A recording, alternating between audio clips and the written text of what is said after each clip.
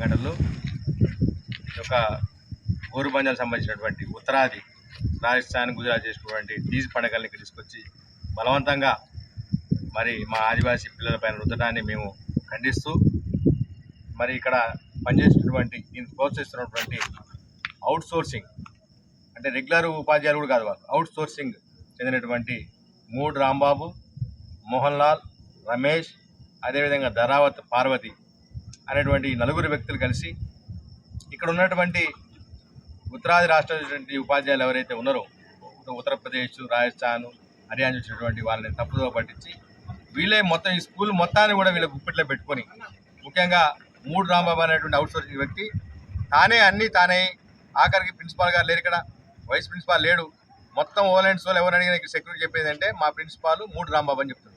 ఆయన కేవలం ఒక అవుట్ సోర్సింగ్ ఎంప్లాయీ.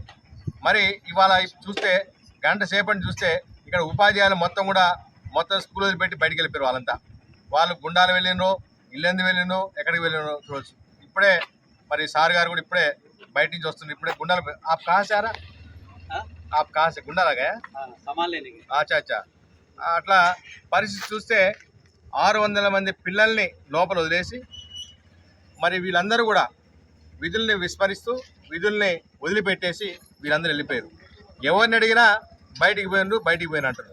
కాబట్టి సంబంధిత అధికారులు, ఉన్నత అధికారులు ఎవరైతే ఉన్నారో ఏకలవ్య మరి రెసిడెన్స్కి సంబంధించిన అధికారులు కావచ్చు, జిల్లా యంత్రాంగం, జిల్లా కలెక్టర్ గారు, అదేవిధంగా ఐటీడీపీఓ గారు తక్షణమే మరి వీళ్ళపైన మరి ఎంక్వైరీ చేయండి. మీరు ఇప్పటికిప్పుడే వీరిని సస్పెండ్ చేస్తాం, ఇమీడియట్గా ఈ రాత్రి సస్పెండ్ చేయాల్సిన అవసరం ఉన్నది.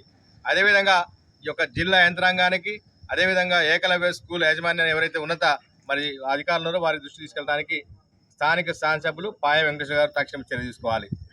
ఇక్కడ కనుక మరి చర్య తీసుకోకపోతే ఖచ్చితంగా దీన్ని ఉద్యమాన్ని రాష్ట్ర స్థాయికి కూడా మేము తెల్లారిసరికి కూడా మేము తీసుకెళ్ళడానికి ఆదివాసీ 9 జాయింట్ యాక్షన్ కమిటీ, బృందెబ్బ, సంక్షేమ పరిషత్తు, ఆదివాసీ సేన, మిగిలిన అన్ని సంఘాలతో కూడా ఉద్యమాన్ని తీవ్రతరం చేస్తామని చెప్పేసి హెచ్చరించడం జరుగుతుంది.